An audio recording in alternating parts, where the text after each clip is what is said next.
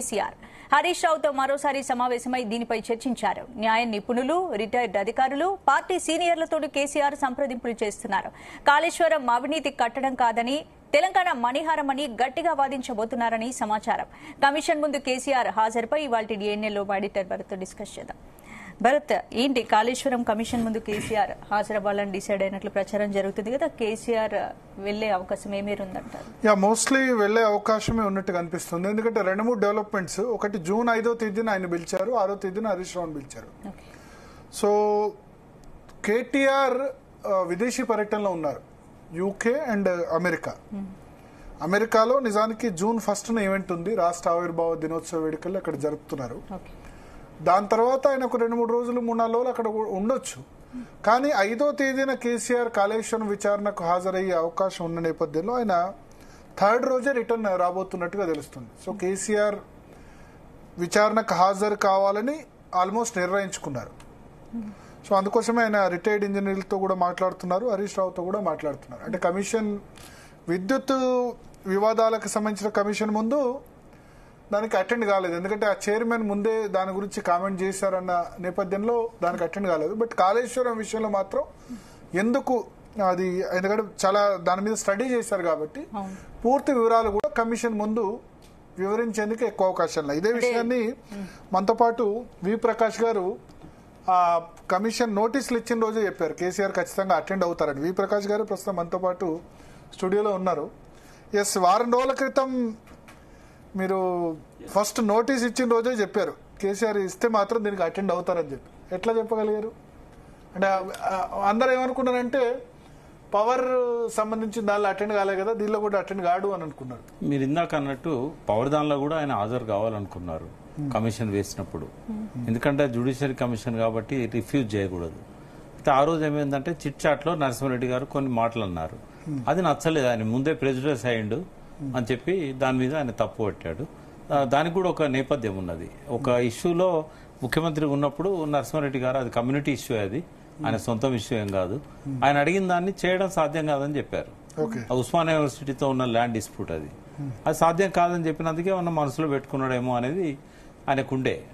ఇక దాంతో ఆయన నేను అటెండ్ కానని చెప్పాడు, సుప్రీంకోర్టు దాకా పోయారు దాని మీద. ఇక్కడ ఏంటంటే చాలా నోబుల్ జడ్జి అండి ఇతను, చాలా మంది తెలియదు. పినాకి చంద్ర ఘోష్ గారు మన దగ్గర చాలా తక్కువ కాలం పనిచేశారు చీఫ్ జస్టిస్ గా. అప్పుడు ఈ మిలియన్ మార్చు, ఈ తెలంగాణ చాలా పీక్ స్టేజ్ లో ఉన్న టైం అది. అప్పుడు ఆయన పనిచేశాడు ఇక్కడ. చాలా సార్లు బంధులు, హైకోర్టులో అడ్వకేట్స్ కోర్టు నడవనియకపోవడం, తెలంగాణ ఇష్యూ తెలుసు ఆయనకు. దీని వెనకాల ఉన్న నీటి గోస కూడా తెలుసు. అయితే నేను ఆయన దగ్గర 3 సార్లు రిప్రజెంట్ చేశాను. అయితే నాకు ఆయన నచ్చాడు, ఆయన బయాస్డ్ అనిపించలేదు, విషయాలు తెలుసుకోవడంలో చాలా ఆసక్తి చూపెట్టాడు. తర్వాత ఇవన్నీ చూసిన తర్వాత నేను కేసీఆర్ గారు చెప్పాను, చాలా మంచి జడ్జి అండి ఆయన. ఫస్ట్ లోక్పాల్ గా ఆయన అపాయింట్ చేయడానికి కూడా ఆయన లోపల నా నిజాయితీ కారణం.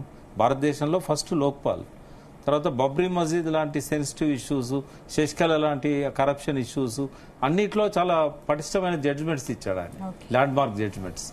ఆయన గురించి కొంచెం చెప్పాను. ఇంకోటి, ఫస్ట్ బ్రిటిష్ ఇండియాలో మొట్టమొదటి జడ్జి ఈయన great great grand father. So KCR గారు కూడా ఒక పాజిటివ్ ఒపీనియన్ వచ్చింది. అయితే ఇంకోటి ఏంటంటే ఆయన ఒక మంచి పద్ధతిలో విచారణ చేస్తున్నారు. ఎలక్ట్రానిక్ మీడియా లేదు, కానీ జర్నలిస్టులు అందరూ కూడా ఘోష్ గారి ముందు విచారణ సమయంలో కూర్చొని ఉంటారు, అన్ని రాస్తున్నారు వాళ్ళు. ఏది రహస్యం, ఓపెన్ కోర్ట్ ఎంక్వైరీ, ఎవరిని కూడా రహస్యంగానే విచారిస్తలేడు. తర్వాత ప్రతిదీ తెల్లవారు పేపర్లో చదువుతున్నాం మనం. కాబట్టి కేసీఆర్ మీద పెద్దగా లేవు ఆరోపణలు. ఫస్ట్ ఏంటంటే అది అవినీతి కోసం వేసిన కమిషన్ కాదు, ఇర్రెగ్యులారిటీస్ మీద విచారణ జరపమన్నారు. పర్టికులర్ గా 3 బ్యారేజీలే, మళ్ళీ పంప్ హౌజులు కూడా లేవు, ఓన్లీ బ్యారేజీలే. ఎక్కువగా మేడిగడ్డ. అయితే మేడిగడ్డ ఖర్చు ఎందుకు పెరిగింది అనేది ఒక పెద్ద ప్రశ్న. అది కేసీఆర్ గారిని అడుగుతారు. 1800 crores నుంచి 4000 crores ఎందుకు పోయింది? అంటే కాళేశ్వరం ఎపిసోడ్ లో కేసీఆర్ కమిషన్ ముఖ్యంగా ఈ అంశాలపై చర్చిస్తుంది. ఈ ఓపెన్ ఎంక్వైరీలో ఎవరైతే ఇంజనీర్స్ ముఖ్యమంత్రి గారు చెప్తే చేశామని అన్నారో వాటికి మాత్రమే పరిమితం అవుతారు ఆయన. ఇంకోటి, ఆయన ఎటువంటి జడ్జి గారు అంటే చాలా అంటే లిమిటెడ్ టు ద పాయింట్. ఆయన మీద ఏ అభియోగాలు వచ్చినాయో అంతవరకే పరిమితం అవుతారు. కేసీఆర్ గారు మీరు అటెండ్ అయినారు కదా 3 సార్లు ఆయన. మీరెందుకు, మీ ఇంట్రెస్ట్ లో మీరే అడిగారా?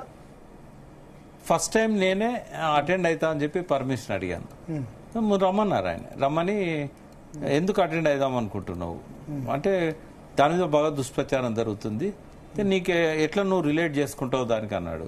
నేను I was the chairman water resources development. సరే మాట్లాడండి వచ్చాను అన్నాడు. తర్వాత నేను రిప్రజెంటేషన్ ఇచ్చాను. అయితే చూసిన తర్వాత ఏమన్నాడంటే ఇలా ఏమేమి అంశాలనే అన్నిటి మీద ఇవ్వండి అన్నాడు. మళ్ళీ ఒకసారి రెండవ రిప్రజెంటేషన్ ఇచ్చాను. దాదాపు 17 అంశాల మీద 20 పేజీలకు పైన ఇచ్చాను నేను. అంటే కాళేశ్వరంలో ఎన్ని కోణాలు ఉన్నాయి అనేది. ఇప్పుడు నేను చెప్తున్న ఒక బ్లాస్ట్ అంశం మాత్రం రాయలేదు, ఎందుకంటే ఎన్డీఎస్ఏ వాళ్ళు విచారణ చేస్తున్నారు, వాళ్ళు చెప్పేదాకా ఎందుకు మనం దాని మీద ఆరోపణ చేయడం అని నేను అదొక్కటి తప్ప అన్ని అంశాల మీద నేను ఆయన దగ్గర రిప్రజెంట్ చేశాను. నా అందరు ఓపెన్ కోర్టులో నన్ను కూడా ఆయన క్రాస్ చేశాడు నేను రాసిన అంశాల మీద. అంతవరకు టెక్నికల్ అంశాల జోలికి నేను పోలేదు, ఆయన కూడా అడగలేదు. నేను 100వ సాక్షిని భరత్ ఆయన దగ్గర. నా తర్వాత కూడా ఇంకొంతమందిని ఆయన విచారించాడు. నాకు తెలిసి మెయిన్ ఆయన అడిగేది కేసీఆర్ గారిని, ఒకటి మేడిగడ్డ ఖర్చు, రెండోది మేడిగడ్డ డిజైన్ చేసేటప్పుడు మీరు ఏమన్నా తొందర పెట్టి ఆఫెజార్డ్గా అంటే వాళ్ళు తొందరగా చేయమని చెప్పడం వల్ల డిజైన్ లోపాలు ఏమన్నా వచ్చినాయేమో, మీరు తొందర పెట్టారని చెప్పి మీ మీద అభియోగం ఉంది అని అంటారు. తర్వాత సుందిల్లా బ్యారేజ్ను ఒక 5 కిలోమీటర్లు ఏమో కిందికి జరిపారు, అన్నారం కూడా ఒక 2 కిలోమీటర్లు కిందికి జరిపారు.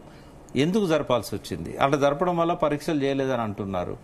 ఇట్లాంటి విషయాలు ఒక 10-12 ఉంటాయమ్మా. బట్ కేసీఆర్ గారు ఆ రీడిజైనింగ్ ఎందుకనే దాని మీద ఆయన చెప్పే పాయింట్స్కి చాలా విలువ ఉంటుంది. ఇవాళ జనానికి చాలా అంశాల మీద క్లారిటీ వస్తుంది. ఎందుకంటే ఆయన చాలా తక్కువ మాట్లాడారు కాళేశ్వరం మీద. అక్టోబర్ 21 మేడిగడ్డ బ్యారేజ్ కూలిన తర్వాత ఒక్కసారి కరీంనగర్ మీటింగ్ లో కాళేశ్వరం మీద కొద్దిగా బిఫోర్ అసెంబ్లీలో చాలా మాట్లాడారు కదా, పవర్ పాయింట్ ప్రెజెంటేషన్ ఇచ్చినప్పుడు బిఫోర్ చాలా మాట్లాడారు. మేడిగడ్డ బ్యారేజ్ దెబ్బతిన్న తర్వాత ఆయనే క్లారిటీ ఇవ్వాల్సి ఉండే అన్ని ఆరోపణలకు, ఇప్పటి వరకు ఇవ్వలేదు. కేవలం కరీంనగర్ మీటింగ్ లో, సిరిసిల్ల మీటింగ్ లోను, బహిరంగ సభలో ఒక 5 minutes మాట్లాడారు. అది తప్ప ఆయన ఎప్పుడు కూడా ఒక మేడిగడ్డ మీద ఎందుకు మాట్లాడలేదు అంటే విచారణ జరుగుతా ఉంది, ఎందుకు నేను అడగంది ఇప్పుడు ఈ ఎంక్వైరీ కమిషన్ అసలు ఆయన మాట్లాడి గొడవే జరగకపోయేది కదా.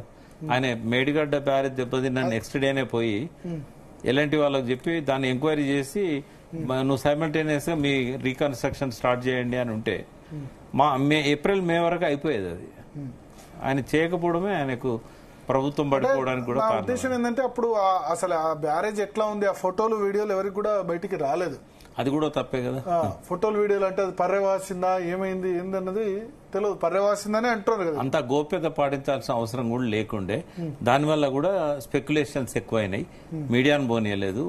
ఇంకా పెద్ద ట్రాజెడీ ఏంటంటే నేను చైర్మన్ ని, నేను పోతానంటే కూడా మీరు పోతే మాకు ఇబ్బంది లేదు కానీ ప్రెస్ వస్తుంది, మళ్ళీ మీరు అక్కడ ఏం మాట్లాడతారో వాళ్ళకి అన్ని చిన్న వాటిని పెద్దగా చేస్తున్నారు, భూతద్దంలో చూపెడుతున్నారు, మీ ఇష్టం అని చెప్పి నన్నే అంటే మా ఇష్టం అన్నప్పుడు వాళ్ళకి ఇష్టం లేనప్పుడు నేను పోవడం ఎందుకని నాకు నేనే రద్దు. రాహుల్ గాంధీని పంపించారు కానీ అంటే తప్పదు కదా. రాహుల్ గాంధీ వాళ్ళు అటెండ్ అయ్యారు కానీ పూర్తి ఫోటోగ్రాఫ్ రాహుల్ గాంధీ రేవంత్ రెడ్డి వాళ్ళు పోయినప్పుడు మధ్యలో ఏదో ఒకటి ఉంటుంది కదా, పర్యవాసింది, అది పర్య కాదు గ్యాప్ అని చెప్పి చాలా సెటరిక్ గా కూడా ఫోటో ఏదున్నా కూడా అది ఎట్లుంది భారత్, అది ఒక బ్లాస్ట్ చేస్తేనే అట్లాంటి పగుళ్ళు కానీ ఆ సౌండ్స్ కానీ ఆ క్రాక్స్ కానీ వచ్చే అవకాశం ఉంటుంది.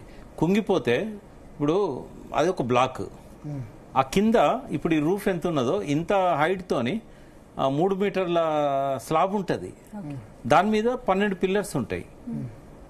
కూలితే మొత్తం స్లాబ్ కూలాలి. ఒకవేళ ఇటు పక్కకు ఓ పక్కకు అంటే సిబిఐ ఎంక్వైరీకి రెడీ అంటున్నారు, చేయమనండి. ఇప్పుడు ఇట్లున్నది, ఇంట్లో 12 పియర్స్ ఉన్నాయి, 12 నుంచి 22 వరకు ఉన్నాయి. కుంగితే 22వది గుంగాలి, లేకపోతే 12వది గుంగాలి. ఎందుకంటే ఆ రాఫ్ట్ అనేది 3 మీటర్ల మందం ఉన్నది, మధ్యలో 19 ఎట్లా కుంగుతుంది. రెండవది అక్కడ పక్కన పైనుంచి కింది దాకా బ్లాస్ట్ చేస్తే వచ్చే పగుళ్ళు ఎట్లా వస్తాయి, ఆ సౌండ్ ఎందుకు వచ్చింది, క్రాక్స్ వస్తే సౌండ్ రాదు, ఆ రకమైన సౌండ్ రాదు. 1.5 కిలోమీటర్ల దూరంలో ఆఫీస్ ఉంటుంది, అంటే ఇది 19వ పియర్ కదా, 85వ పియర్ అవతల ఆఫీస్ ఉంటుంది, అక్కడికి ఒక 1/2 కిలోమీటర్ దూరంలో. ఎట్లా వినబడుతుంది బ్లాస్ట్ చేసిన సౌండ్?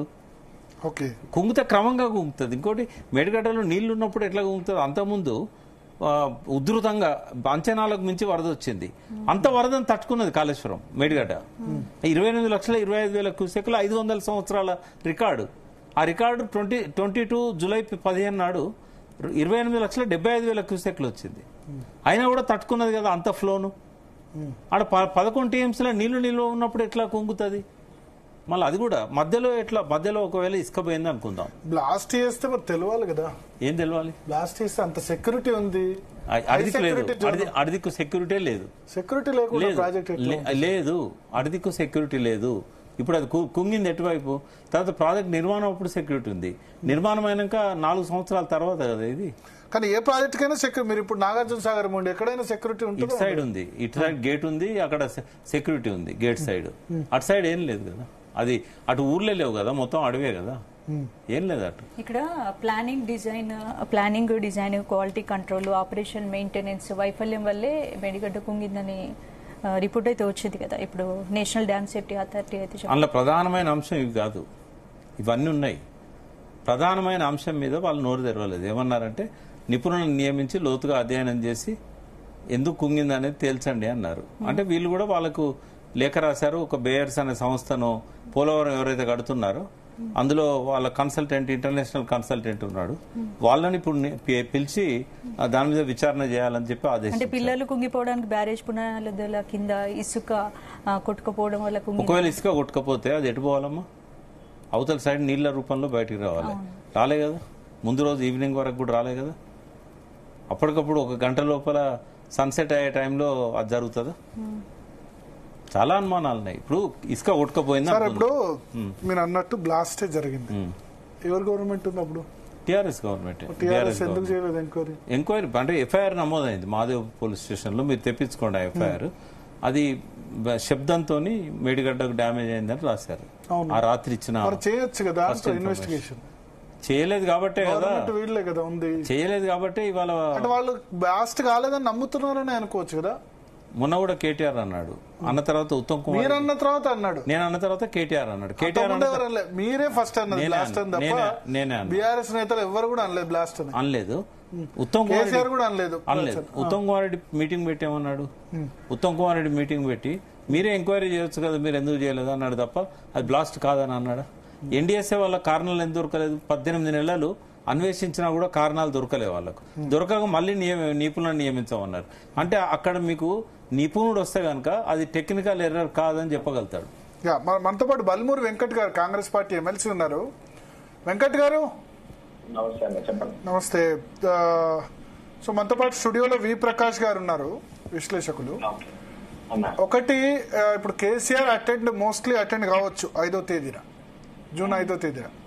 వి ప్రకాష్ ఏమంటున్నారంటే, వి ప్రకాష్ కాదు మొన్న కేటీఆర్ కూడా అన్నారు, అది బ్లాస్ట్ జరిగింది మేడిగడ్డ జరిగిందని కాదు, విద్రోహ కారణం కావచ్చు, లేకపోతే 28,05,000 క్యూసెక్కుల వరద ప్రవాహాన్ని తట్టుకున్నది కూడా మళ్ళీ వెంటనే ఏ విధంగా కుంగుతుంది అని అంటారు ఆయన. బ్లాస్ట్ జరిగిందని అంటారా? బ్లాస్ట్ జరిగితే కుంగిందని అంటారా వాళ్ళు? అవును, అది కూడా కారణం కావచ్చు అని అంటున్నాడు వెంకట్. కావచ్చు అనేది భరత్ గారు సరే కారణాలు చెప్పుకోనికి కేటీఆర్ గారు మాట్లాడారంటే సరే ఇక వారికి అప్పపుచ్చుకొని మాట్లాడి కానీ ప్రకాశాన్ని ఎగ్జంటారు దాని నాకు అర్థమైతే లేదు. కానీ వాస్తవానికి దానికి అది కుంగింది, అది కనబడ్డది, నిజంగా బ్లాస్ట్ తో గీస్తూ అభివృద్ధి జరిగింది, అప్పుడు వాళ్ళే అధికారంలో ఉన్నారు వర్తనలో. అప్పుడు వాళ్ళ పార్టీ వాళ్ళ ప్రభుత్వం అధికారంలో ఉంది. నిజంగా అది జరిగితే స్టిల్ కేసీఆర్ వద్ద చీఫ్ మినిస్టర్ బయటికి రాకుండా ఉంటుందా అన్న? బయట పెట్టకుండా ఉంటారా? ప్రకాష్ గారు అదే ఇప్పుడు దాని మీద ఎన్డీఎస్ఏ వాళ్ళు ఏదైతే ఎంక్వైరీ చేయాలని అంటున్నారో అది తేలేదాకా కూడా ఇది బ్లాస్ట్ అనేది ఒక ఆరోపణ మాత్రమే, మా అనుమానం మాత్రమే. అసలు ఏ చిన్నది ఉన్నా కూడా ఆ ఎలక్షన్స్ టైంలో దాని సీరియస్నెస్ తెలుసు, వాళ్ళదే గవర్నమెంట్ ఉంది, వాళ్ళకి తెలుసు దాని వల్ల వాళ్ళకి ఎంత ఎఫెక్ట్ అవుతుందో. ఇఫ్ ఇట్స్ స్మాల్ 1% ఏదున్నా డౌట్ ఉన్నా బయట పెట్టి వెళ్ళి చూపించకుండా ఉంటారా అన్న? అంటే ఆయన ఇన్స్ట్రక్షన్స్ మీదనే వెంకట్, ఆయన ఇన్స్ట్రక్షన్ మీదనే మహాదేవ్ పోలీస్ స్టేషన్ లో ఈ విధ్వంసం జరిగి ఉంటుంది అనేది ఎఫ్ఐఆర్ నమోదైంది. బట్ కేసీఆర్ గారు ఎందుకో వారు చెప్పినట్టుగా ఆ గవర్నమెంటే కదా చేయాల్సి ఉండే, నేను కూడా అంటున్నాను. కనీసం ఆయన విజిట్ కూడా, ఒక నిమిషం, విజిట్ కూడా చేయలేదు ఆయన. ఆ మేడిగడ్డను నీటిపారుదల శాఖ మంత్రి ఆయనే, ముఖ్యమంత్రి కూడా ఆయనే. విజిట్ చేయకపోవడం వైఫల్యం, అది విజిటే చేయలేదు. ఇక ఆయన దాని మీద ఏం ఎంక్వైరీ చేస్తాడు? వెంకట్ గారు చెప్పండి. In case it was there, he know it was fault. ఇంకోటి వారికి కూడా స్వయంగా తెలుసు, ఎవరు చెప్పినా దాని విషయంలో వినలేదని. నాదే పూర్తి బాధ్యత అని అనేక సందర్భాల్లో దాని గురించి వారు ప్రస్తావించారు. అండ్ నిజంగా తప్పు చేయకపోతే వారు వచ్చి విచారణ కాదని ఆయన పైన ఆ బాధ్యత ఉంది ప్రూవ్ చేసుకోవాల్సింది. ఇప్పుడు విచారణకు అటెండ్ అవుతున్నారు. అయితే ఒక 2 విషయాలు, మీరు కూడా ఉమ్మడి కరీంనగర్ జిల్లాకు చెందిన వాళ్ళు. సో ఇప్పుడు వాళ్ళు అనేది ఏంటంటే ఒక పర్రె వాసింది, సరే నిజంగానే విరిగింది అనుకుందాం, దాని వాళ్ళ కేసీఆర్ భాషలో లేదా కేటీఆర్ భాషలో చెప్పాలంటే అది పూర్తిగా ప్రాజెక్టు విధ్వంసం కాదు. కాళేశ్వరం ప్రాజెక్ట్ అంటే వాళ్ళు చెప్తున్నారు కదా 3 బ్యారేజీలు, 2000 కిలోమీటర్ల సొరంగాలు, ఇట్లా ఈ విధంగా చెప్తున్నారు కదా. దానిలో ఒక్క మేడిగడ్డనే ప్రాబ్లం అయితే మిగతా ప్రాజెక్ట్ అంతా కూడా ఫెయిల్ అని ఎట్లా అంటారు? భరత్ అన్న ఒక విషయము, దాని తర్వాత ఉత్తమ మేడిగడ్డ ప్రాబ్లమా లేదా దానికి సంబంధించిన ఆ 3 కట్టే 3 ప్రాబ్లం ఉన్నాయని national dam safety authority report చూస్తే మీకు అర్థమవుతుంది. వాళ్ళు చాలా క్లియర్ గా చెప్పిండ్రు. మొత్తం అయినాక కంప్లీట్ అయినాక వాటర్ నింపితే అప్పటి వరకు తెలియదు దేని పరిస్థితి ఏ రకంగా ఉంటుందో అని చెప్పి కూడా చెప్పిండ్రు. ఓకేనా, అవన్నీ బేస్ చేసుకొని వాటన్నిటిని బేస్ చేసుకొని కమిటీ వేసి, సరే ఇప్పుడు అది మనకు ఒక వైట్ ఎలిఫెంట్ లేక అంత డబ్బు ఖర్చు పెట్టినప్పుడు దాన్ని చేసి ఏదో ఒక రకంగా దాన్ని యూజ్ తీసుకురావాలి. కానీ దానికి ఏమేమి చేస్తే ప్రాపర్ అన్ని చేసి అంటే ప్రాపర్ వెరిఫై చేసి అన్ని చేసి ఏదో ఈజీగా చెప్పినట్టు 3 అఫెక్ట్ ఉంటాయి దానికి పెద్ద ఇష్యూ అని అంటే ఇక దాన్ని ఏ రకంగా మాట్లాడాలో అర్థమైతలేదు. అంటే అంత సింపుల్ గా 3 కాదు ఇంకా 2 బ్యారేజీలు ఉన్నాయి, మీరు మర్చిపోతున్నారు. అన్నారం సుందిల్లో బాగానే ఉన్నాయి కదా. అది కాదు భరత్ గారు, సమ్మక్క సాగర్ నది, సీతమ్మ సాగర్ నది. ఇప్పుడు డ్యామ్ సేఫ్టీ అథారిటీ ఇచ్చిన రిపోర్ట్ లో తొందిల్లో అన్నారం గురించి కూడా ఏం మెన్షన్ చూడండి. ఏం లేదు మెన్షన్ ఏముంది, మెన్షన్ అవేం డ్యామేజ్ కాలేదు. ఒకటే ఏంటంటే ఈ భవిష్యత్తులో ఒక నిమిషం, అసలు వాళ్ళు ఎన్డీఎస్ఏ వాళ్ళు కారణమే చెప్పలేదు ఎందుకు కుంగింది అనేది. ఇప్పటికీ దాని మీద ఉత్తమ్ కుమార్ రెడ్డి మొన్న రేవంత్ రెడ్డి గారి సమీక్షలో వాళ్ళు పోలవరంలో ఉన్న ఎక్స్పర్ట్స్ ను ఇక్కడ పంపించి ఎన్డీఎస్ఏ వాళ్ళు దాన్ని పునర్నిర్మాణం చేయమన్నారు కాబట్టి అదేదో చూడండి అని రేవంత్ రెడ్డి గారు చెప్పారు. చెప్తే ఉత్తమ్ కుమార్ రెడ్డి గారు ఏం చేశారంటే ఈ పోలవరాన్ని నిర్మిస్తున్న సంస్థ వాళ్ళ ఎక్స్పర్ట్స్ ఉన్నారు, అందులో బేయర్స్ కంపెనీ, వాళ్ళని పిలిపించి ఇప్పుడు దాన్ని ఎంక్వైరీ చేస్తున్నారు. అన్నారం సుందిల మీద అనుమానాలు వ్యక్తం చేశారు. అయితే వాళ్ళు ఏవైతే నోటీస్ చేశారో లీక్ కావడానికి ఒక చిన్న పొరపాటు ఏం జరిగిందంటే కోవిడ్ టైంలో అవి స్టెబిలైజ్ అయ్యే టైం అది. ఇప్పుడు ప్రాజెక్ట్ కట్టినాక ఫస్ట్ నీళ్లు ఇచ్చారు కదా, ఆ వేసవి కాలంలో అన్ని పరీక్షలు చేయాల్సి ఉండే. ఆ కోవిడ్ ప్రాణభయంతో ఎవరు పోలే, ఫస్ట్ కోవిడ్ అది.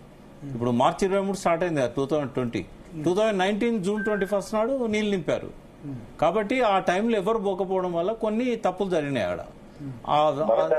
ఒక నిమిషం కంప్లీట్ చేయని మీరు చెప్పేది కోవిడ్ దాని వల్ల ఎవరికి పోలేదు అని అంటే ప్రభుత్వంలో ఉన్న వ్యవస్థ కోవిడ్ టైంలో పనిచేయకుంటుంటే అసలు ఇట్లుంటదా అన్న జరిగింది అది. ఇప్పుడు దాన్ని మనమేం చేస్తాం చెప్తారు మీరు అంత సింపుల్ గా కోవిడ్ టైంలో ఎవరు పోలేదు అని చెప్పి మాట్లాడతారు. పోలేదబ్బా, మీకు పోలేదు, ఎవరి ప్రాణాలు వాళ్ళు అరచేతులు పెట్టుకున్నారు. ఎవరు చూసుకోవాలి, అది ప్రభుత్వ బాధ్యత కదా. నేను కాదని అంటలేను కదా, నీకు నాకేం వివాదం లేదు దానిలో. వెంకట్ ప్రభుత్వ బాధ్యత కదా. వెంకట్ మాట్లాడతలేనన్నా, కానీ నేను చెప్పేది ప్రాపర్ గా చెప్పండి అని చెప్తున్నాను. నేనేం టీఆర్ఎస్ కాదు, ఒక నిమిషం విను.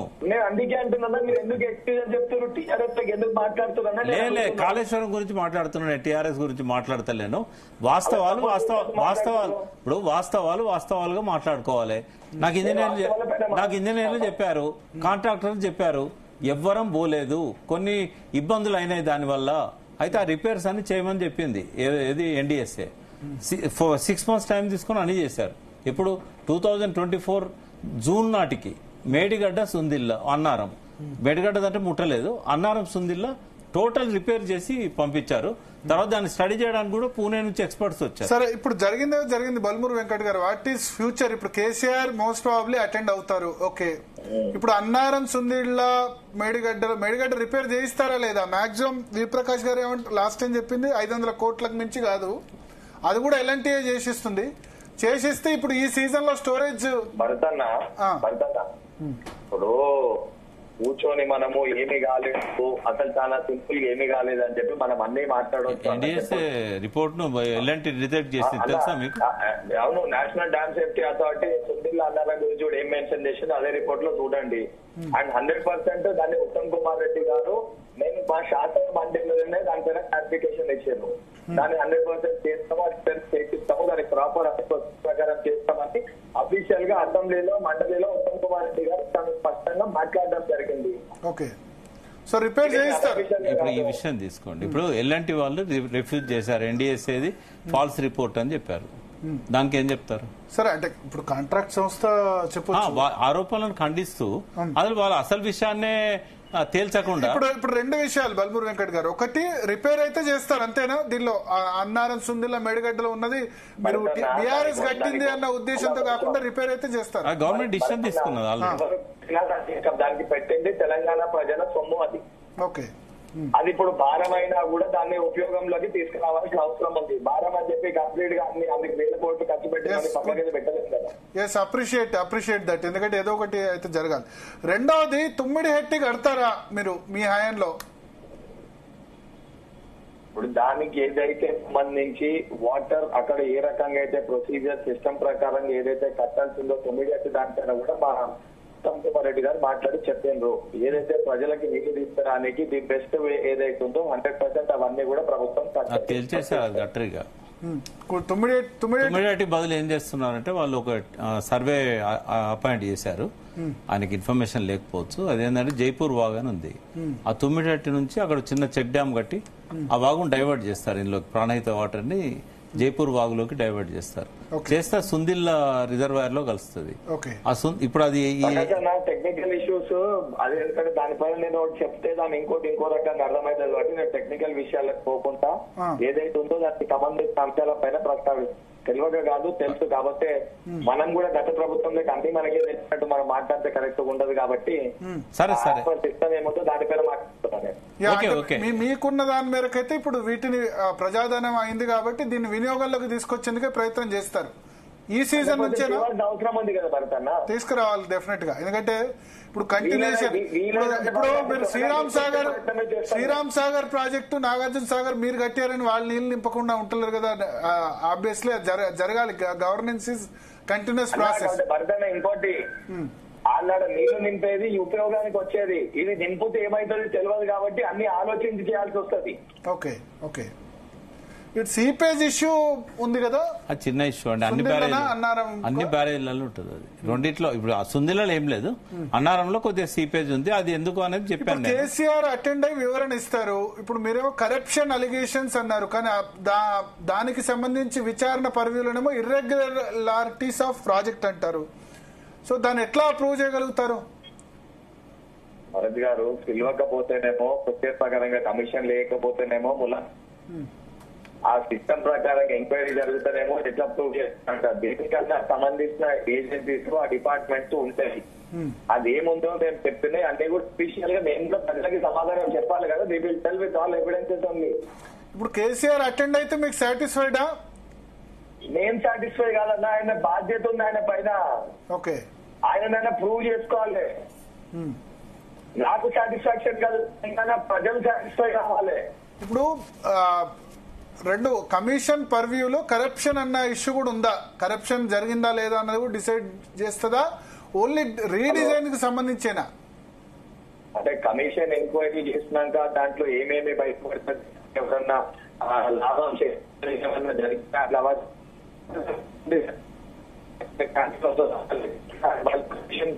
చెప్పాలి కదా. మనం అది కమిషన్ అంటే అది కమిషన్ అంటేనే ఇండిపెండెంట్ కదన్న. అంటే టర్మ్స్ ఆఫ్ రిఫరెన్స్ లో ఇర్రెగ్యులారిటీస్ ఆఫ్ ది ప్రాజెక్ట్ అన్నారు. సో ఇప్పుడు ఆయన రీడిజైన్ కి సంబంధించి ఒక్కో ఇంజనీర్ ఒక్కో వ్యక్తి ఒక్కో విధంగా చెప్తారు. ఇప్పుడు కేసీఆర్ రీడిజైన్ సంబంధించి నాకు మహారాష్ట్ర అక్కడ ఒప్పుకోలేదు, తుమ్మిడెట్టి దగ్గర 153కి ఒప్పుకోలేదు అని చెప్పి ఆయన చెప్పొచ్చు. సో దానిలో తప్పు పట్టేందుకు అవకాశం ఉంటుందా? భర్త ఒక విషయం చెప్తాను. ఇప్పుడు గత ప్రభుత్వంలో ఏమన్నా ఇప్పుడు కేసీఆర్ గారు వారిపైన వేసుకుంటారా లేదా అధికారుల పైన పక్కన తప్పుకుంటారా అనేది ఫస్ట్ థింగ్ చూడాలి. బాధ్యత తీసుకుంటారా? ఎందుకంటే గత ప్రభుత్వం ఏదైనా మంచి జరిగితే మా హయాంలో జరిగింది, నా హయాంలో జరిగిందని చెప్పుకుంటారు కదా. మరి అదే విధంగా జరిగిన అవకతవకల్ని వారు ఏ రకంగా సమాధానాలు చెప్తారో అవన్నీ కూడా వారు వచ్చిపోయినాక తెలుస్తుంది కమిషన్ ఆఫీషియల్ గా రిపోర్ట్ ఇస్తే. ఓకే. సో మీరైతే ఆయన అటెండ్ అవ్వడాన్ని స్వాగతిస్తారు ఒకటి. రెండవది కాళేశ్వరంకు సంబంధించి ఇప్పుడు ఒకటి ప్రధానంగా కాంగ్రెస్ పార్టీ 1,00,000 కోట్ల అవినీతి అని చేసింది, కానీ అసలు మొత్తం ప్రాజెక్టుకు ఖర్చు పెట్టింది 93,000 కోట్లే. 1,00,000 కోట్ల అవినీతి అని ఎట్లా అంటారు? 93,000 కోట్ల ఖర్చు పెట్టింది 93,000 కోట్లే కదా. అంటే రేవంత్ రెడ్డి గారు అసెంబ్లీలో ఆయన ముఖ్యమంత్రిగా ఉన్నప్పుడు నీటిపారుదల మీద చర్చ జరిగినప్పుడు నోట్ ఇచ్చారు. ఆ నోట్లో ఈ రోజు వరకు అన్నారు, అంటే ఆ డిసెంబర్ 7వ తేదీన ఆయన ప్రమాణ స్వీకారం చేసే నాటి వరకు 93,000 కోట్లు. అందులో ఈ 80,000 కోట్లది మెయిన్ ప్రాజెక్ట్ ఉంది కదా, 70,000 కోట్లే అందులో అయింది. ఇంకోటి ఏంటంటే ఆ మిగతా అమౌంట్ 3వ టీఎంసీ మీద అయింది. కాబట్టి ఆ 70,000 కోట్ల మీదనే వాళ్ళు 1,00,000 కోట్లు తిన్నారనేది ప్రచారం చేశారు. Okay okay. సో ఇప్పుడు మనీ ట్రయల్ కి సంబంధించి ఏమన్నా కొత్తగా ఏమైనా అంశాలు వెలుగులోకి వచ్చాయా వెంకట్ గారు? ఇప్పుడు ఎంక్వైరీ దశలో ఉన్నప్పుడు మనం దానిపైన కమెంట్ చేయడము, మనం చెప్పడము, తెలియని ఏదో మనము మాట్లాడడం కరెక్ట్ ఉండదు సార్. ఓకే ఓకే ఓకేనా, విచ్ ఇస్ నాట్ కరెక్ట్. అంటే కమిషన్ పరిధిలో ఉన్నప్పుడు 100% వాళ్ళు అన్ని అయినాక we should speak with evidences. Okay okay. But జరిగింది అవాస్తవాలు తప్పులు జరిగినాయి అనేది అనిపించింది కాబట్టి అది వేసేది కదా. కానీ వస్తాయి కదా, తప్పులను ఒప్పుకోవట్లేదు వాళ్ళు, ఒక పర్యవాసింది అని మాత్రమే చెప్తున్నారు. అది అన్న వాళ్ళు పర్యవాసిందని అంటారు. ఇప్పుడు అన్నట్టు బాంబు పెట్టి ఎవరో చేసారు అని చెప్పి కూడా చెప్తారు. చెప్పడానికి ఏదైనా చెప్తారు తప్పు చేసినట్టు. మీరు రెడీయా దీని మీద? ఎందుకంటే మొన్న ఉత్తమ్ కుమార్ కేటీఆర్ కూడా ఇదే మాట అన్నారు, దాని మీద ఎంక్వైరీ చేసింది రెడీయా, విద్రోహ కోణం ఉందా లేదా అన్న విషయంలో? అన్ని విషయాలు అదే మేము అదే అడుగుతున్నాం. అది పడతారు కాదు అయినప్పుడు ఈ was chief minister of Telangana state, what did he do? అది చేస్తుంటే, ఆ ప్రాజెక్ట్ విజిట్ చేస్తుంటే, లేకపోతే అదన్నీ చేస్తుంటే ఈ పరిస్థితి ఉండేది కాదని విప్రకాష్ అంటారు. దాని గురించి మాట్లాడకనే ఉన్నప్పుడు ఆయన విజిట్ చేస్తే వ్యవస్థ అన్ని ఉంటాయి కదా, దాని గురించి చేస్తుంటే అధికారం కోల్పోతుండే అని అంటున్నారు. ఆ చిన్న లాజిక్ మిస్ అయ్యాడు ఆయన. దేనికి ఆయన చేసి ఉంటే అధికారం కోల్పోతుండేనా, లేకపోతే దేని వల్ల జరిగింది? మరి చేయలేదంటే వాళ్ళ దాంట్లోనే ఎవరైనా చేసిర్రా ఈయన అధికారంలో పోగొట్టని కానీ ఆ తండ్రి కొడుకుల మధ్యలో పంచాయతీ కోసము నేను కూడా చెప్పొచ్చు అట్లా చెప్పనీకి. అట్లేదన్నా కోణం అంటే కూడా చెప్పొచ్చు అట్లా. కొట్టిస్తలేడని చెప్పి కొడుకే చెప్పింటే నేను కూడా అట్లా వేగ్గా మాట్లాడాలంటే నేను కూడా చెప్పొచ్చు వస్తుందా? కొడుకేం అవసరం, ఆ కోణం కొడుకే అవసరం. ఆయన్నే రాజకీయ వారసుడిగా అనౌన్స్ చేశారు, ఇంకా ప్రాబ్లం ఏముంది? ఇది రిపోర్ట్ లో వస్తుంది. ఎందుకంటే కుంగడం వల్ల ఎటువంటి డామేజ్ అవుతుంది, విధ్వంస చర్య వల్ల ఎటువంటి డామేజ్ అవుతుంది. ఇప్పటికే విచారణకు హాజరైన రిటైర్డ్ ఇంజనీర్లతో కేసీఆర్ మాట్లాడినట్లు ప్రచారం జరుగుతుంది కదా. ఎప్పుడు? నిన్న 1-2 days లో ఫోన్ లో మాట్లాడారంట. ఫోన్ లో మాట్లాడి ఉంటారు. బట్ ఆయనకి ఏమన్నా డౌట్స్ ఉంటే క్లారిటీ తీసుకుంటాడు. ఆయన దగ్గర పనిచేసిన కాళేశ్వరం ఇంజనీర్లు చాలా మంది రిటైర్ అయ్యారు. ఇప్పుడు నల్ల వెంకటేశ్వర్లు గారు ఉన్నారు, రిటైర్ అయ్యారు. అట్లాగే ఆయన O&M చేసిన నాగేంద్రరావు గారు ఉన్నారు, ఆయన రిటైర్ అయ్యాడు. కాబట్టి అడుగుతుంది ఏమన్నది. ఒకటి బల్మూర్ వెంకట్ గారు, చివరిగా వెంకట్ గారు, యా, సో ఇప్పుడు ఒకటి క్లారిటీ, కేసీఆర్ అటెండ్ అవుతారు, ఎస్, పీసీ ఘోష్ అని క్వశ్చన్ చేస్తారు. చేసిన తర్వాత ఈ ప్రక్రియ ఎట్లా ఉంటుంది? ఎందుకంటే మీరు అడ్వకేట్ కూడా కదా. సో దీని తర్వాత ఆయన రిపోర్ట్లో పలానా వాళ్ళని తప్పుపట్టడం, పలానా వాళ్ళు తప్పుపెట్టి దీని మీద యాక్షన్, వీళ్ళ మీద ఈ యాక్షన్ తీసుకోవాలని రికమెండ్ చేసే అవకాశం ఉంటుందా? కమిషన్ రిపోర్ట్ అంటేనే అది కదా, కమిషన్ రిపోర్ట్ అంటే అదే. కానీ కమిషన్ యాక్షన్ తీసుకోమంటే కేసు నమోదు చేయాలి, అంతే. కేసు నమోదు చేస్తే దాని మీద నడపాలి, మళ్ళా మొదటి స్టార్ట్ ప్రాసిక్యూషన్. డైరెక్ట్ గా అది కోర్టులోకి వెళ్తుందా, లేకపోతే మళ్ళీ పోలీస్ స్టేషన్ లో? కోర్టు డైరెక్ట్ గా హైకోర్టు కింది కోర్టులే. క్రిమినల్ కేసు ఉంటేనేమో క్రిమినల్ ఆరోపణలు చేశారనుకోండి ఘోష్ గారు, నేరానికి రిలేటెడ్ అయినప్పుడు అది క్రిమినల్ కేసు అవుతుంది. రికవరీ ఆఫ్ మనీ అని పెట్టారనుకోండి, అప్పుడు కాంట్రాక్టర్ల మీద కూడా రికవరీ ఆఫ్ మనీ అని పెట్టవచ్చు. ఇప్పుడు కేసీఆర్ దగ్గర రికవరీ మనీ అంటే ఎక్కడ? కేసీఆర్ మనీ పోలేదు, ఎట్లా రికవర్ అయితే? అట్లా కాదు, 1600 కోట్లు మేడిగడ్డ, 1800 కోట్లు. సో ఇది ఆయన నిర్లక్ష్యం వల్ల జరిగింది. మీరు అన్నట్టు కోవిడ్ టైంలో క్యూరింగ్ జరగలేదు కాబట్టి చీఫ్ మినిస్టర్ ఆయన వ్యక్తిగతంగా అట్లా ఉండదండి, ఓన్లీ కాంట్రాక్ట్. అట్లా అప్పుడు క్యూరింగ్ చేయకపోవడం వల్ల అనే సమస్య రాదు. ఆ ప్రాజెక్ట్ ఉన్నదే నీళ్లలో. రెండవది ఏంటంటే ఆయన జ్యుడిషియరీ కాబట్టి ఆ కోణం నుంచి ఆలోచిస్తాడు. ఇప్పుడు ఏ ప్రాజెక్ట్ అయినా కూడా ఇట్లా సమస్యలు రాని ప్రాజెక్టు భారతదేశంలో లేదు. ఆయన ఎక్స్పర్ట్ కాదు కాబట్టి ఇంకా ఎక్కువ తెలుసుకుంటాడు అన్ని ప్రాజెక్టుల గురించి కూడా. కాబట్టి మనీ రికవరీ కానీ క్రిమినల్ ప్రొసీజర్స్ కానీ కేసీఆర్ మీద ఉండవు. అంటే గతంలో ఏ ముఖ్యమంత్రి అయినా ఇలా కమిషన్లు విచారించిన సందర్భాలు ఉన్నాయా? చాలా మంది అటెండ్ అయ్యారు. ఇందిరాగాంధీ కూడా అటెండ్ అయ్యారు, ముఖ్యమంత్రులు అటెండ్ అయ్యారు. అదేం లేదు. అంటే ఎవరైనా ఎమర్జెన్సీ సమయంలో దురాఘాతాల మీద షా కమిషన్ ఎవరైనా అటెండ్ కావాల్సిన జ్యుడిషియరీ కమిషన్ అది. కాబట్టి ఎవరైనా అటెండ్ కావాల్సింది. కమిషన్ చేసిన దానికి బైండింగ్ అంతే, బైండింగ్ లేదా వారెంట్ పెట్టి తీసుకొస్తారు రానంటే. అంటే కమిషన్ పరిధులు ఏంటి? ఒక మాజీ సీఎంగా ఉన్న కేసీఆర్ కమిషన్ ఏ రకంగా విచారిస్తారు? అంటే సీఎమా కాదా అని చూడరమ్మా. ఆయన ముందున్న విచార అంశాలలో ఎవరి మీద అభియోగాలు వస్తే వాళ్ళని పిలిచి విచారించాల్సిందే. కాబట్టి ఆయన సీఎమా మాజీ సీఎమా అనేది ఉండదు. ఖచ్చితంగా అభియోగాలు వచ్చినాయి కాబట్టి పిలిచి విచారిస్తారు. ఓకే. సో మీ ఉద్దేశంలో ఇప్పుడు కేసీఆర్ అయితే ప్రిపేర్ అవుతున్నారు, అలా ఏముంది పెద్ద ప్రిపేర్ అయ్యేది? ఆయన ఫింగర్ టిప్స్ మీద ఉంటుంది ఇన్ఫర్మేషన్, నోటికి ఉంటుంది. ఆయనకు మెమరీ పవర్ చాలా ఎక్కువ కాబట్టి ఆయన ఏం ప్రిపేర్ కావాల్సిన అవసరం లేదు, ఈజీగా కొట్టేస్తారు అంతే. ఏం చెప్పినా దానికి మనకు ప్రెస్ కాన్ఫరెన్స్ లో అంటే దాన్ని ప్రతి అవకాశాన్ని సద్వినియోగం చేసుకోవడం అనేది ఆయనకు బాగా అలవాటు.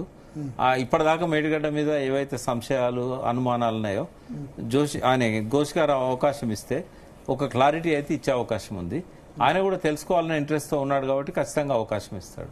అంటే బట్ తప్పు ఇక్కడ ఎవరో ఒకరిది తప్పు అయితే తప్పులు ఉండొచ్చు, తప్పులు లేవని ఎవరో అనట్లేదు. ఇప్పుడు ఎన్డీఎస్ఏ రిపోర్ట్ లో కూడా కొన్ని తప్పులను హైలైట్ చేశారు, అవన్నీ యాక్సెప్ట్ చేయాల్సినాయి. ఇప్పుడు వెలాసిటీ 5 మీటర్స్ అనుకున్నారు, 20 మీటర్స్ వచ్చింది. ముందున్న దిమ్మెలు కొట్టుకపోయింది వాస్తవం. రిపేర్ చేయలేదన్నది వాస్తవం. ప్రతి వేసవిలో నీళ్లు రిలీజ్ చేయాలి మెయింటెనెన్స్ కోసం, చేయలేదనేది వాస్తవం. వాళ్ళు చెప్పారు కేసీఆర్ గారే చేయొద్దు అన్నాడు, ఆ నీళ్ళు అవసరం అని చెప్పాడు, అందుకని మేము చేయలేదు. దానికి సమాధానం ఇవ్వాల్సిందే కేసీఆర్ గారు. ఇట్లాంటివి ఉంటాయి. నెగ్లిజెన్స్ ఇంజనీర్ అవుతుంది, సీఎం ఎట్లయితుంది? అది ఇప్పుడు సీఎం అంటే పాలసీ మేకరే తప్ప ఆడ కూర్చొని అన్ని చేయమంటారా? వాళ్ళ డ్యూటీ నుంచి అంటే ఉద్యోగం నుంచి సస్పెండ్ చేయమంటారు అంతేనా? వాళ్ళు ఆల్రెడీ రిటైర్ అయ్యారు చాలా మంది. ఇప్పుడు సస్పెండ్ చేసేది ఓఎన్ఎం అనేది మెయిన్. ఓఎన్ఎం ఈఎన్సీ రిటైర్ అయ్యారు, ఇప్పుడు ఏం చేస్తారు? ఆయన్ని రికవరీ చేయమంటారా వాళ్ళ నుంచి?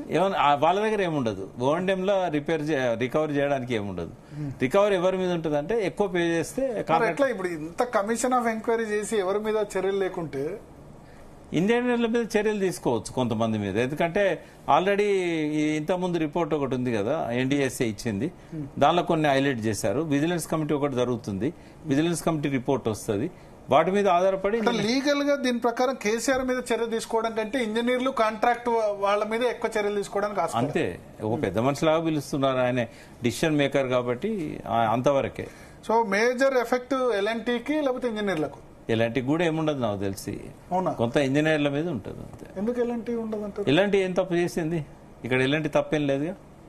అంటే వాళ్ళ టైం అయిపోయిందంటారా? 2 years దాటిపోయింది అంటే అది కూడా రాంగ్ ప్రొజెక్షన్ అయింది. ఎట్లా అయిపోయింది అంటే ఇది నేను ఎప్పుడు చెప్తుంటా, గద్దెగిరిందంటే ఎద్దెగిరింది అంటారు.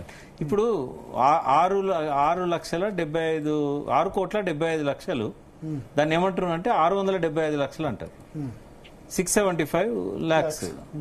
దాన్ని 675 కోట్లు అనేసారు మన పత్రికలు, మీడియా అన్ని. దాని మీద చర్చ కూడా జరిగింది.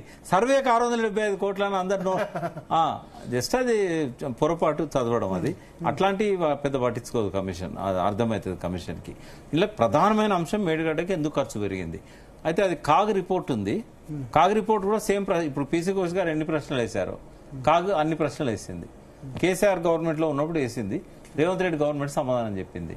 రేవంత్ రెడ్డి సమాధానం ఏం చెప్పిండో కేసీఆర్ అదే చెప్తాడు. కేసీఆర్ చెప్పేది రేవంత్ రెడ్డి ప్రభుత్వం ఇచ్చిన సమాధానమే. ఎక్కడ కాంట్రవర్సీ ఉంటుంది? ఫిబ్రవరిలో ఖర్చు పెరిగిన దాని గురించి కంటే ఎక్కువ రీడిజైనింగ్ గురించి ఉంది కదా. అన్నిటి మీద కూడా కాకు గవర్నమెంట్ సమాధానం ఇచ్చింది. ఫార్చునేట్లీ రేవంత్ రెడ్డి ప్రభుత్వం ఆయన ఫోటోతోని కాకు రిప్లై అయిపోయింది. మీకు కావాలంటే నేను డాక్యుమెంట్ పంపిస్తాను. అంటే గవర్నమెంట్ ఈస్ కంటిన్యూస్ ప్రాసెస్ కాబట్టి వాళ్ళు ఇవ్వాల్సిందే కదా. మరి అభియోగాలు ఎట్లుంటాయి? ఇప్పుడు ఆ ప్రభుత్వమే కదా దానికి సమాధానం చెప్పింది. కేసీఆర్ గారు అంతకంటే భిన్నంగా ఏం చెప్తారు? 1800 నుంచి 4000 కోట్లకి ఎందుకు పోయింది అనేది ఈఎన్సీ గారు కాక్ ఇచ్చిన జవాబు. అది డేట్ ఎప్పుడు ఉంది? February 2024. ఓకే.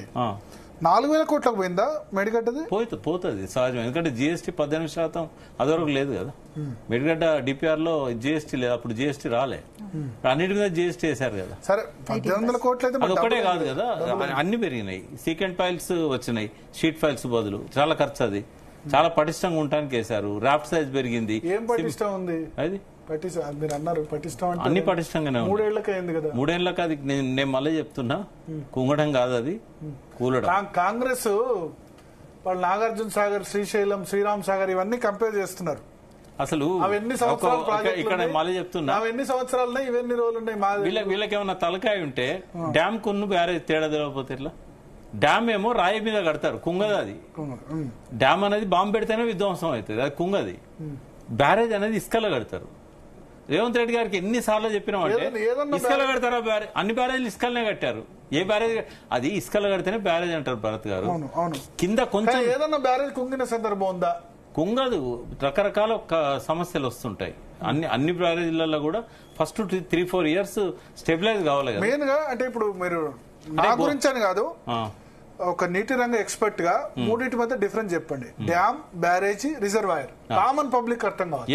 ఎందుకంటే చాలా మంది ఇప్పుడు నీళ్లతో ప్రతి తెలంగాణ వాసికి కూడా సంబంధం ఉంటుంది, ఉండబోతుంది. ప్రతి వాళ్ళకి తెలియాలి what is dam, barrage, reservoir. ఇప్పుడు ఎక్కడైతే స్టోన్ ఉంటుందో నీళ్లను నిల్వ చేయడానికని ప్రయత్నం చేస్తారు.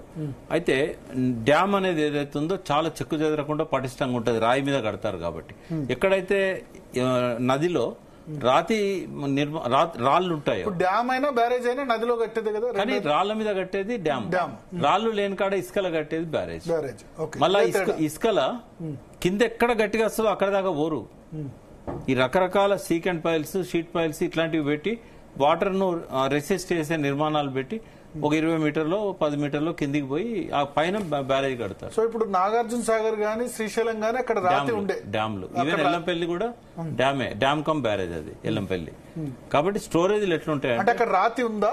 రాయి ఉంది, ఎల్లంపల్లిలో రాయి. ఇక్కడ లేదు, ఇక్కడ లేదు. మేడిగడ్డ గానీ అన్నారం సుందిల్లో రాతి లేదు, రాయి లేదు. ఎల్లంపల్లి ఉందా? ఎల్లంపల్లి కూడా బ్యారేజ్ అని అంటారు కదా. ఎల్లంపల్లి దగ్గర అది డ్యామ్ కమ్ బ్యారేజ్ లాగా కట్టారు, అది రాయి ఉంది కింద, రాతి మీదనే కట్టారు. శ్రీశైలం, నాగార్జున సాగర్ ఇవన్నీ కూడా అవి డ్యామ్స్, శ్రీరామ్ సాగర్ ఇవన్నీ కూడా డ్యామ్, అన్ని డ్యామ్స్. అక్కడ రాతి ఉంది. ఇప్పుడు ఇక్కడ ఏంటంటే మనకు ఒక్క దగ్గరనే ఉంది రాయి, ఇచ్చంపల్లి. అక్కడ ఇదివరకు ఫ్రెంచ్ ఇంజనీర్స్ వచ్చి 1858లో మొదలు పెట్టారు, విష జ్వరాలు వచ్చి చనిపోయారు. తర్వాత అది అట్లాగే ఆగిపోయింది. అక్కడ ఒక్క కాడనే రాయి ఉండే, అది ఇంద్రావతి కలిసిన తర్వాత ఎక్కడ రాయలేదు. మళ్ళీ ఇప్పుడు సమ్మక్క బ్యారేజ్, సీతారామ బ్యారేజ్ కట్టారు, అవి కూడా ఇసుకలనే కట్టారు కదా. అది కూడా కేసీఆర్ కట్టింది. నాగార్జున సాగర్, శ్రీశైలం అక్కడ ఉంది కాబట్టి రాయి ఉంది కాబట్టి రాయి ఉంటే ఇక్కడ కూడా డ్యామే కట్టారు. అన్ని ఎక్కడ డ్యామ్ ఉంటే మళ్ళీ శ్రీరామ్ సాగర్ కింద ఎక్కడ డ్యామ్ కట్టడానికి పెద్దగా అవకాశం లేదు. ఎల్లంపల్లి దగ్గర పాక్షికంగా ఉందంట. అవును, ఎక్కడ అవకాశం ఉంటే అక్కడ. రిజర్వాయర్ అంటే నదిలో కాకుండా వేరే చోట ఉండే స్టోర్ అట్లా కాదు. రిజర్వాయర్ అంటే నీళ్లను నిల్వ చేసేదాన్ని రిజర్వాయర్ అంటారు. అవి 3 రకాలు ఉంటాయి. ఒకటి నదీ గర్భంలో బ్యాంక్స్ వరకు నిల్వ చేసేది ఒకటి ఉంటుంది. అయితే బ్యారేజ్లలో ఎప్పుడు కూడా ఇంత స్టోర్ చేయాలి, ఇంత స్టోర్ చేయకూడదని ఎక్కడ లేదు. ఇక్కడ అది కూడా ఒకటి తప్పబడుతున్నారు. మీరు 16 TMCల నీటి నిల్వ పెట్టారు. బ్యారేజ్ అంటే పీజీ శాస్త్రి గారు మొన్న ఒక దీనిలో పవర్ పాయింట్ ప్రెజెంటేషన్ ఇస్తూ జలసాధన మీటింగ్ లో ఆయన ఏమంటారంటే ఎక్కడ కూడా 2-3 TMCల స్టోర్ చేయాలి. మరి ఇవాళ స్వాతంత్రం రాకముందు నుంచి కట్టిన వాటిలలో 30 TMCలు స్టోర్ చేసింది కూడా ఉంది సింధు నది మీద. మరి దాన్ని ఏమంటాం మనం? ఇదే అత్యంత పెద్దది కాదు, దీనికంటే పెద్ద 4-5 ఉన్నాయి భారతదేశంలో. అయితే 16 TMCలు ఉన్న 16 TMCలు ఎన్నడూ స్టోర్ చేయలే. ఆ రోజు కూడా 11 TMCలో ఉంది వాటర్ అక్కడ. అయితే మనం మనకి ఇక్కడ నిల్వ చేయకుండా మనం నీళ్ళని ఎత్తిపోసుకోలేము భరత్. ఖచ్చితంగా నిల్వ చేయాల్సిందే సమ్మర్ లో. మామూలుగా ఫౌండేషన్ మెటీరియల్ పటిష్టంగా లేదు, బ్యారేజ్ లోడ్ వల్ల కాంక్రీట్ బ్రేక్ అయింది అనే వాదన కూడా వినిపిస్తుంది. అదే నేను అంటున్నా, కాంక్రీట్ బ్రేక్ అయినా లేకపోతే ఇంకోటి అయినా 3 మీటర్ల రాఫ్ట్ అమ్మా అది. ఒకటి గోదావరికి లక్షణం ఏంటంటే ప్రపంచంలోనే అత్యంత వేగంగా ఫ్లడ్స్ అంటారు వచ్చే నది గోదావరి, మిగతా నదులు కాదు. కాబట్టి ఆ ఫోర్స్ వల్ల కూడా కొంత దెబ్బతినే ప్రపంచంలోనే అత్యంత వేగంగా బీహార్ లో అసలు లేదు. దీనంత ఫ్లడ్స్ ఎక్కడ రావు. చాలా హైట్ మీదకి భూపాల్ దగ్గర నుంచి వస్తుంది. పెన్గంగా, వేన్గంగా, ప్రాణహిత ఇవన్నీ వార్దా నది. ఇప్పుడు వార్దా ఉన్న వేన్గంగా 2 మధ్యప్రదేశ్ లో పుడతాయి. దట్టమైన అడవులు, చాలా కొండల మీదకి వెళ్ళి వస్తూ ఉంటాయి, చాలా ఫ్లడ్స్ వస్తాయి. మధ్యలో ఎక్కడ డ్యాములు లేవు. కాబట్టి ఫ్లాష్ ఫ్లడ్స్ వస్తాయి. ఆ ఉధృతికి తట్టుకున్నది మేడిగడ్డ, నిలువ ఉన్నప్పుడు పడిపోయింది. కాబట్టి ఎన్నో కారణాలు ఉన్నాయి. అది ఒకటి విధ్వంసం అనేది ఒక్క కారణం నేను చెప్పేది, ఇంకా 3-4 కారణాలు ఉన్నాయి, ఏదైనా కావచ్చు. తర్వాత రిజర్వాయర్లు అన్నప్పుడు రౌండ్ రిజర్వాయర్స్ ఉన్నాయి, మల్లన్న సాగర్, కొండపోచమ్మ, వాటిలలో ముంపు తక్కువ ఉంటుంది మనకు. కాబట్టి కేసీఆర్ గారు ముంపు ఎక్కువ లేకుండా 2 బ్యారేజీలు రౌండ్ కట్టారు, గంగాలం లాగా, కప్పులాగా. తర్వాత ఇంకొక ఏముంటుందంటే ఎక్కడైనా 2 గుట్టల కాడ మధ్యలో కట్టబోసి చెరువు అంటాం కదా, అట్లా రిజర్వాయర్స్ కూడా చేస్తారు. అన్ని అవే బయట ఉన్న ఇప్పుడు ఎల్లంపల్లి కానీ ఇట్లాంటి అన్ని కూడా మనకేందంటే అటు ఇటు ఇంకో విషయం, బ్యారేజ్ బ్లాక్స్ లో సమస్య వల్ల మొత్తం బ్యారేజ్ ఉపయోగించడానికి అవకాశం లేదా? అట్లా ఉంటుంది, ఎందుకంటే దశలో రిజర్వాయర్ నింపితే ఆ బ్యారేజ్ మరింత కుంగుతుంది అంటారు. లేదా అది వీళ్ళకి అనుమానాలు, అది నివృత్తి చేయడానికి పరీక్షలు చేయాలి అంటున్నారు. ఒకవేళ పరీక్షల్లో కనుక అటువంటి లోపాలున్నాయి అన్నప్పుడు రేపు అన్నారం సుందిళ్ళకు కూడా వచ్చే అవకాశం ఉంటది కదా అనేది ఎన్డీఎస్ఏ ఒక ప్రతిపాదన. కాబట్టి మేము కూడా ఏమంటున్నాం, ప్రతి ఒక్కరం కూడా దాని కారణాలు ఏందో అన్వేషించండి. ఇప్పుడు నేను ఈ మాట ఎందుకన్నాను బాంబు అంటే, ఇట్లన్నా కనీసం తొందరగా అన్వేషిస్తారేమో, అదే తేలుతుందా వేరే తేలుతుందా తెలియనియాలి కదా మనం జనాలకు. నిజంగా బాంబు కాదు కానీ ఉండొచ్చు అనేది నాకు ఇప్పటికి స్టిల్. ఎందుకంటే ఇట్లా ఉన్న రాఫ్ట్ మధ్యలో ఎందుకు పాడవుతుంది, అయితే ఇటన్నా కూలుతుంది ఇటన్నా కుంగుతుంది. కుంగడం అంటే ఏంది? ఇప్పుడు ఆ రాఫ్ట్ లో 11 పిల్లర్స్ ఉన్నాయి, 11 ఉన్నప్పుడు మధ్యలో ఎట్లా కూలుతుంది? అయితే చివరిది కూలాలి, అటు చివరిదో ఇటు చివరిదో. కింద ఇసుక కొట్టకపోతే, మధ్యలో కొట్టకపోతే కుంగదు కదా, బలం ఉంటది కదా. 3 మీటర్ల విడుతుతో కట్టిన రాఫ్ట్ అది, పునాది, ఎట్లా పోతుంది అది? రైట్, ఒక చిన్న బ్రేక్ తీసుకుందాం. బ్రేక్ తర్వాత మరో టాపిక్ లో డిఎన్ఏలో చర్చిద్దాం.